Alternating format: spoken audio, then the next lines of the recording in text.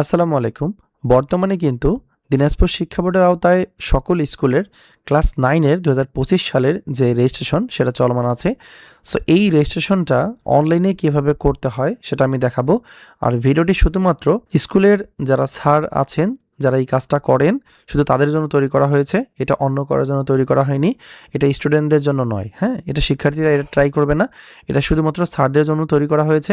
যেহেতু সম্পূর্ণ নতুন নিয়মে কিন্তু এই রেজিস্ট্রেশনটা সম্পন্ন হবে। এবার কিন্তু পেমেন্টটা আগে করতে হবে না।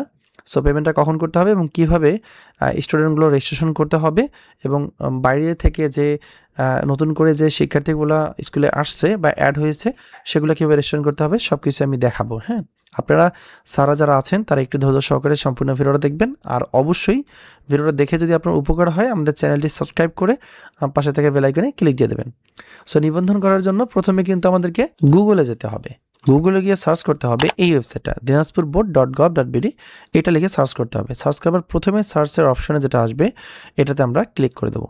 এখানে ক্লিক করার পর দেখবেন এই যে চলে আসছে এসএসসি ESIF 2025-26, ঠিক আছে? আপনারা জাস্ট এটাতে ক্লিক করবেন। ক্লিক করার পর এরকম ইন্টারফেস চলে আসবে। এখানে দেখতে পাচ্ছেন ESIF এসএসসি রেজিস্ট্রেশন 2025-26 দিনাজপুর শিক্ষা বোর্ড। আর এই রেজিস্ট্রেশন শুধুমাত্র যে প্রসেসটা দেখাচ্ছি এটা শুধুমাত্র দিনাজপুর শিক্ষা বোর্ডের আওতাধীন সকল প্রতিষ্ঠানের জন্য, যেগুলো স্কুল আছে সেই স্কুলগুলোর জন্য। এটা কিন্তু অন্য কোনো বোর্ডের আওতাধীন কোনো প্রতিষ্ঠানের জন্য নয়। সো এখানে প্রথমে প্রত্যেকটা স্কুলের কিন্তু একটা ইন নাম্বার আছে। সো আপনারা আপনাদের ইন নাম্বারটা এখানে ইন নাম্বারের জায়গায় দিয়ে নেবেন। নেওয়ার পরে পাসওয়ার্ডটা দিবেন। পাসওয়ার্ডটা অবশ্যই হেড স্যার জানেন বা যে স্যার কাজ করে ওই স্যার অবশ্যই পাসওয়ার্ড জানেন। সো পাসওয়ার্ডটা দিয়ে আপনারা জাস্ট এই সাইন ইন বাটনে ক্লিক করে দেবেন। সাইন ইন বাটনে ক্লিক করার পর কিন্তু এরকম ইন্টারফেস আসবে। এখানে আমাদের কিছু করণীয় বিষয় আছে, যেমনটা দেখতে পাচ্ছেন এখানে total student male, female, science, business, humanities কোনো কিছু কিন্তু বর্তমানে আসতেছে না।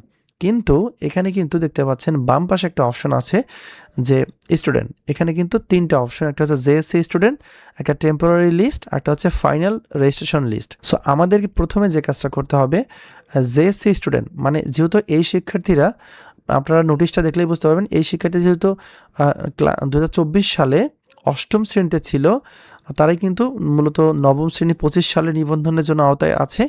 এবং এই যে অষ্টম শ্রেণীতে তারা 24 সালে ছিল, সেই অষ্টম শ্রেণীর তালিকায় কিন্তু মূলত এই জেএসসি স্টুডেন্ট লিস্টে আছে। সো এখানে আপনারা দেখতে পাচ্ছেন যে এখানে যখন আমরা এখানে ক্লিক করলাম, এই যে জেএসসি স্টুডেন্ট ক্লিক করলাম, এখানে কিন্তু স্টুডেন্ট আইডি, রেজিস্ট্রেশন নাম্বার, নাম, বাবার নাম, মায়ের নাম এবং ক্লাস রোল অলরেডি চলে আসছে, ঠিক আছে? তো এখান থেকে আমাদেরকে যে কাজটা করতে হবে, আমরা যে স্টুডেন্টটার নিবন্ধন করব তাকে সিলেক্ট করতে হবে, ঠিক আছে? ধরেন আমি এখান থেকে এই স্টুডেন্টটা সিলেক্ট করে দেবো। আমি সিলেক্ট করলাম। সিলেক্ট করার পর কিন্তু দেখতে পাচ্ছেন এখানে ট্রান্সফার টু টেম্পোরারি লিস্ট একটা অপশন চলে আসছে উপরে। তো এই সিলেক্ট করার আগে কয়েকটা বিষয় কিন্তু আপনাকে খেয়াল রাখতে হবে যে এই স্টুডেন্টটার রেজিস্ট্রেশন করার জন্য কিন্তু তার ছবি প্রয়োজন হবে, তার জন্ম নিবন্ধনের নাম্বার প্রয়োজন হবে। একটু পরে আমি আপনাদেরকে দেখাচ্ছি। সো আপনারা চাইলে কিন্তু একই সঙ্গে অনেকগুলো স্টুডেন্টের একবারে সিলেক্ট করতে পারবেন, তবে সেক্ষেত্রে আপনারা সিরিয়াল মোতাবেক করবেন, হ্যাঁ? 1 নম্বর সিরিয়ালে যাকে রাখা হয়েছে তাকে 1 নম্বর সিরিয়ালে থেকেই তাকে রেজিস্ট্রেশন করাতে হবে। 2 নম্বর সিরিয়ালে যাকে রাখা হয়েছে সে অনুযায়ী রেজিস্ট্রেশন করাতে হবে। আর সায়েন্স আর্টস একটু পরে আমরা সিলেক্ট করব। যদি আমরা দেখি যে আমরা এই ছাত্রীর নিবন্ধনটা করব বা এই ছাত্রীর রেজিস্ট্রেশনটা করব, জাস্ট এখান থেকে আমরা এই বাটনে ক্লিক করে দেবো, এই চেকমার্ক বাটনে ক্লিক করার পর আপনারা কিন্তু একাধিক স্টুডেন্ট একবার নিয়ে যেতে পারবেন, কোনো সমস্যা নেই। তবে মাথায় রাখবেন অবশ্যই আপনাকে প্রত্যেকবারেই স্টুডেন্টটা সিলেক্ট করতে হবে। দেন আমরা যদি একটা জাস্ট করে দেখাবো, আমরা জাস্ট এটা সিলেক্ট করবো। দেন এখান থেকে ট্রান্সফার টু টেম্পোরারি লিস্ট, মানে টেম্পোরারি লিস্টে ক্লিক করার সাথে সাথে কিন্তু এই লিস্টে চলে আসবে, ঠিক আছে? সো আমরা এখানে ক্লিক করে দিই। ক্লিক করার সাথে সাথে কিন্তু ওই স্টুডেন্টটা দেখেন লেখা আছে স্টুডেন্ট ট্রান্সফার সাকসেসফুলি, মানে কি ওই স্টুডেন্ট টেম্পোরারি লিস্টে চলে গেছে। সো এখান থেকে আমরা জাস্ট টেম্পোরারি লিস্টে ক্লিক করব। ক্লিক করার পর দেখতে পাচ্ছেন উপরে দেওয়া আছে রেজিস্টার 2, এখানে ফিমেল 2, সায়েন্স 1, বিজনেস 1 দেওয়া আছে। আমরা আসলে বিজনেসের কোনো স্টুডেন্ট আমাদের নেই। সো আমরা এখান থেকে জাস্ট এই যে স্টুডেন্টরা আমরা অ্যাড করলাম, নুসরাত জাহান মার্জিয়া। সো এর এখানে এই একটা বাটন দেওয়া আছে, এটা হচ্ছে এডিট বাটন, এটা ডাউনলোড বাটন, এটা ডিলিট বাটন। সো আপনারা যদি ভুলক্রমে এখানে নিয়ে আসেন তাহলে এখানে ডিলিট বাটনে ক্লিক করলেও এটা মেইন লিস্টে চলে যাবে আবার। সো এটা কিন্তু আর মানে এই যে জেএসসি লিস্টে কিন্তু এই স্টুডেন্ট আর নাই, হ্যাঁ? এটা যেহেতু টেম্পোরারি লিস্টে আসছে, সো আমরা এটা নিবন্ধন করাবো। দেন এখান থেকে আমরা এই বাটনটিতে ক্লিক করে দেবো। ক্লিক করার পরে আমাদের এরকম ইন্টারফেস চলে আসবে। এখান থেকে প্রথমে যেটা করতে হবে, আমাদেরকে আগে ছবিটা দিতে হবে, ঠিক আছে? এই শিক্ষার্থীর ছবিটা আমি দিয়ে নিচ্ছি। আর ছবি দেওয়ার জন্য আমরা জাস্ট এই অপশনটিতে ক্লিক করলে কিন্তু আমাদের ছবিটা আপলোড হয়ে যাবে। জাস্ট এই ছবিটার গায়ের উপরটা ক্লিক করলে কিন্তু আপলোডের অপশন আসবে, আপনারা এখান থেকে আপলোড দিতে পারবেন। সো এখান থেকে আমরা যে কাজটা করব, প্রথমে আমরা দেখে নেব নাম, পিতার নাম, মাতার নাম, এগুলো তো আমরা হাত দিতে পারবো না, এগুলো যেরকম আছে এরকমই থাকবে। এখান থেকে আমরা বার্থ রেজিস্ট্রেশন নাম্বার বা জন্ম নিবন্ধন নাম্বারটা এখানে বসিয়ে দেবো। জন্ম নিবন্ধন নাম্বারটা বসিয়ে দেওয়ার পরে লিগ্যাল গার্জিয়ানের নাম চাওয়া হয়েছে। সো আমি লিগ্যাল গার্জিয়ানের নামটা এখান থেকে বাবার নামটা কপি করে দিলাম। দেন এখানে রিলেশনশিপ ফাদার দিয়ে দিলাম। যদি কারো বাবা জীবিত না থাকে সেক্ষেত্রে আঙ্কেল বা সিস্টার বা মাদারকে দিতে পারেন। আপনারা আপনাদের স্টুডেন্টকে জিজ্ঞেস করে এটা দিবেন। এরপর পোস্ট অফিস, হ্যাঁ, যার যার পোস্ট অফিস সেভাবেই দিবেন। পোস্ট অফিসে দেওয়ার পরে কিন্তু পোস্ট কোডটা দিতে হবে। দেন এখান থেকে ওই স্টুডেন্টের গ্রামের নামটা দিতে হবে, ঠিক আছে? এরপরে এখান থেকে শিফট দিতে হবে, ডে শিফট না মর্নিং। সো এটা ডে শিফট দিয়ে দিলাম। এরপর সেকশন যারা যারা সেভাবেই দিবেন। তারপর ক্লাসের রোল নাম্বারটা দিবেন, ঠিক আছে? এখানে ক্লাসের রোলটা কিন্তু ইম্পর্টেন্ট। দেন এখান থেকে ভার্সন আমরা বাংলা দিয়ে দিলাম, আর ধর্ম এখান থেকে ইসলাম দিয়ে দিচ্ছি। এখান থেকে এবার গ্রুপ, মানে সায়েন্সে পড়ে না আর্টসে পড়ে, এই বিষয়টা কিন্তু আমরা এখন দিব। সো যেহেতু এই শিক্ষার্থী সায়েন্সের স্টুডেন্ট, সো আমরা সায়েন্স সিলেক্ট করে দেবো।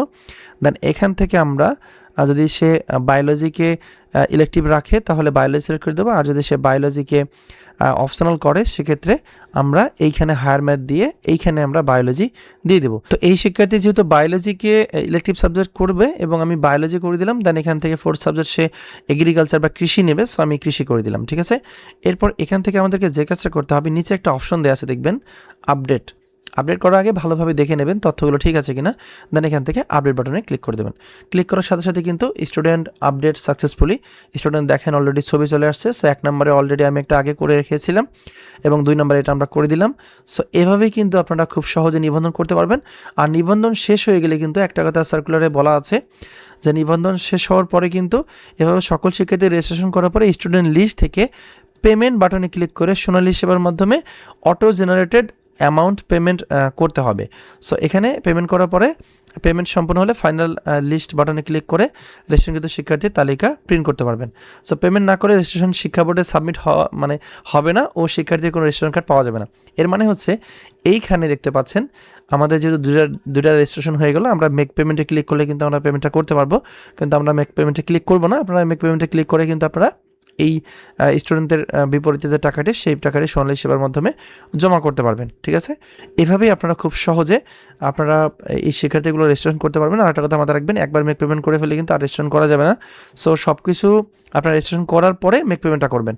যেহেতু এখানে আরও শিক্ষার্থী আছে, সো সবগুলো রেজিস্ট্রেশন করার পরে আপনারা এই কাজটা করবেন, ঠিক আছে? তো এই ছিল আজকের ভিডিও। ধন্যবাদ সবাইকে। যদি ভিডিওটা ভালো লেগে থাকে অবশ্যই কমেন্ট করে জানাবেন আপনি কোন জেলা থেকে দেখতেছেন। দেখা হবে পরবর্তী ভিডিওতে। ভালো থাকবেন সবাই। আসসালামু আলাইকুম।